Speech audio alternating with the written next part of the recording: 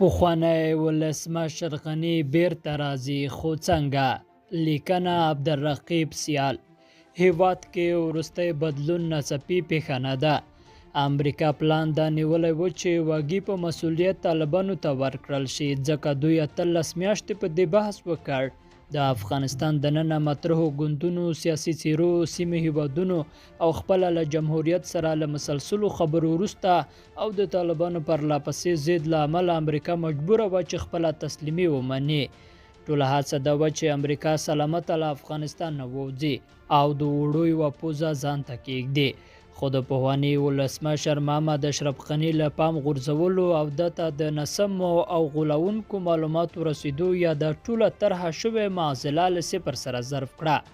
په جوړ شوي پلان کې د غني ونډه مبهمه وه او ښکېلو لوریو ځکه له پامه غورځولی و چې پاکستان، ایران او دغو هیوادونو نورو ملاتړو رایه دا وه چې په تحول کې یوازې غني او ډله یې وسوځېږي. هغه وروستۍ پرېکړه چې ګواکې کابل به له 2 تر 3 میاشتو پورې د جمهوریت تر واک لاندې وي ترڅو د واک ښه لیږد وشي هم تر پوښتنې لاندې ده.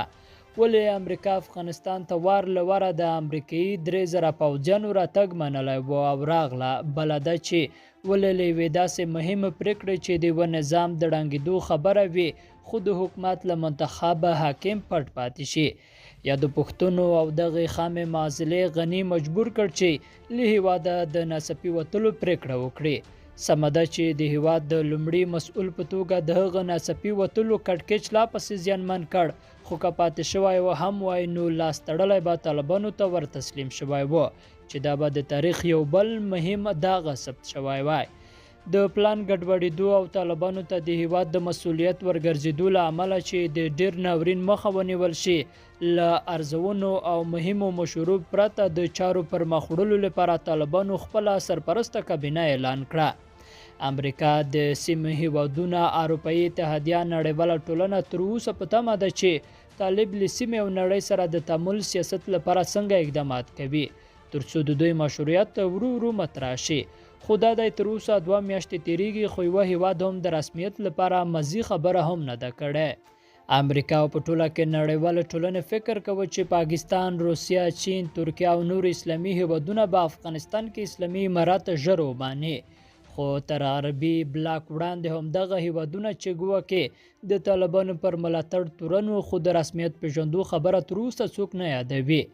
ممکن دوی هر یو خپل سیاست او ګټې په نظر کې لري، خو د افغانستان د چارو مدیریت او دلته د ناورین د ډېرېدو له امله د سیمې هیوادونه لکه پاکستان، ایران، ترکیه، ازبکستان، تاجکستان او حتی روسیې ته ګواښونه متوجه دي چې دغه حالت نه د دغو هیوادونو ته د منلو دی او نه ملګرو ملتونو ته، ځکه د یو بل مهم پلان لپاره لابي پیل شوې ده چې په هغه کې غني تر بحث لاندې دی. افغانستان کې واګي طالبانو په زور یا له امریکا سره د یوې هوکړې له مخې واخیستې، خو په دغه هیواد کې نورو ګوندونو او ډلو ته د منلو نه دی. خو دا چې د یوې ملي اجماع له لارې په کوم هیواد کې نظام جوړ نشي نو هغه نظام به نړیواله ټولنې ته تر پوښتنې لاندې وي. په مطلق ډول د طالبانو له سیاست سره دننه اکثره افغانان هم موافق نه دي. افغانانو کپی پرمختګ کړی خو دغه حالت په مطلق ډول بدلون او هیواد کې اقتصادي اوج له امله هم خلک زړه نه کوي چې اوسنی حالت وزغمي. د ټلوالې د هلتشي مراورتوب او د داعش ډلې په ملاتړ تبلیغات بل مهمه ویره ده چې افغانان ورسره مخامخ دي.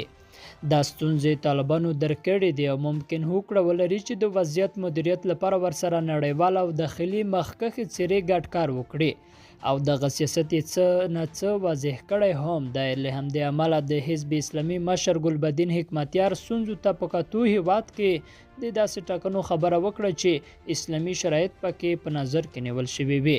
خو نړیواله ټولنه د بن کنفرانس غونډې د یوې غونډې وړاندیزونه لري چې قطر کې د هغسې یوه غونډه راوبلل شي او پر مهمو پرېکړو د افغانان په خپله خبرې وکړي ترڅو د ښځو حقونو او ټولګډونه حکومت مسله هم حل شي.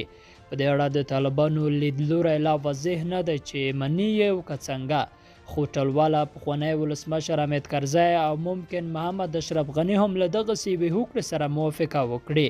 له دغو خبرو ښکاري چې غني د یوه مسؤل کس په توګه چې منتخب ولسمشر ټاکل شوی و د یادې ممکنه غونډې سکرتریت وکړي، خو مشري به یې د طالبانو یو استازی چې لا معلوم نه دی په غاړه اخلي ترڅو په یوه نظام هوکړې ته ورسیږي. په دې برخه کې هیوادونه هم یوه خوله نه دي. امریکا، پاکستان او ایران په مطلق ډول معضلې ته د غني په راتګ مخالف دي، خو ترکیه، روسیه او ځینې نور د غني معضلې مهم اړخ یادوي. دا چې د رئیس الوزرا مرستیال ملا عبدالغني برادر او پخواني ولسمشر غني ترمنځ د خبرو ځینې اوازې خپرېدې او د غني له فیسبوک پاڼې د طالبانو په ملاتړ ناڅاپي پوسټ کول هم ښایي چې افغانستان ته د غني په بیرته راتګ خبرې روانې دي. بل لور ته په یو بل تازه خبر کې عبدالله وایي د واک انحصار او د غني تېښته د نظام د ړنګېدو لامل شو. له افغانستان نه د غني له تېښتې نه د څه باندې 2 میاشتو له تېرېدو وروسته د ملي روغې جوړې د عالي شورا پخوانی رئیس عبدالله د هند له انډیان ټوډې رسنۍ سره په مرکه کې د هغه تېښته د پخواني حکومت د راپرځېدو اصلي لامل ګڼي. هغه باوري دی چې د غني تېښته د دې لامل شوه چې خلک اوسنی وضعیت وزغمي. عبدالله وایي د غني په تېښتې سره د هیواد وضعیت له ګډوډۍ پر یوه ډک وضعیت بدل شو. د ملي روغې جوړې پخوانی رئیس اداري فساد او د غني له لوري د واک انحصار هغه مهم مسایل بولي چې د خلکو او پخواني دولت ترمنځ د وطن د رامنځته کېدو لامل شول. نوموړی زیاتوي باید ووایم چې تر ډېره نیمګړتیاوې زموږ په سیستم کې وي چې په دې کې هیڅ حق نشته. له دې ډلې یو په بل پسې ناسلمې ټاکنې پر خلکو او د هیواد پر مشرانو د غني د باور نشتوالی چې باید په ډېری دغو مواردونو کې په خپله دایګرام وبولي اداري فساد او د غرض د حکومت او خلکو ترمنځ وطن د نظام د ړنګېدو له مواردونو و. عبدالله په پخواني حکومت کې د سولې د خبرو د مخته بیولو پر څرنګوالي نیوکه کوي او ټینګارېده دی چې د امریکا او طالبانو ترمنځ د دوحې هوکړه لیک بندونه ډېر کمزوري دي. بالاخره هوکړه باید د خبرو په لړ کې شوې وای. دا هغه څه و چې ما پرې باور درلود دا باید یوه غوره شوې لاره او تګلوری وای. د امریکا او طالبانو ترمنځ د دوحې موافقه په داسې حال کې وشوه چې د امریکا په حکومت کې دننه او د ټولو ښکلیو لورو له مخالفتونو سره مله وه او بالاخره په هیواد کې د سولې د نه ټینګښت لامل شوه. د زمري میاشتې په 24مه د کابل دروازو ته د اسلامي امارت د ځواکونو په نږدې کېدو سره اشرف غني له افغانستانه وتښتېد او له تېښتې نه یې 2 ورځې وروسته رویټرز د روسیې د سفارت له قوله خبر ورکړ چې 169 میلیونه ډالر یې له ځان سره یوړل. څه موده وړاندې د افغانستان لپاره د امریکا ځانګړي پلټونکي د دغه دوسیې په تړاو د څېړنو د پیلېدو خبر ورکړ. لیدونکو له غوږ نیونه مو مننه. ښې چارې.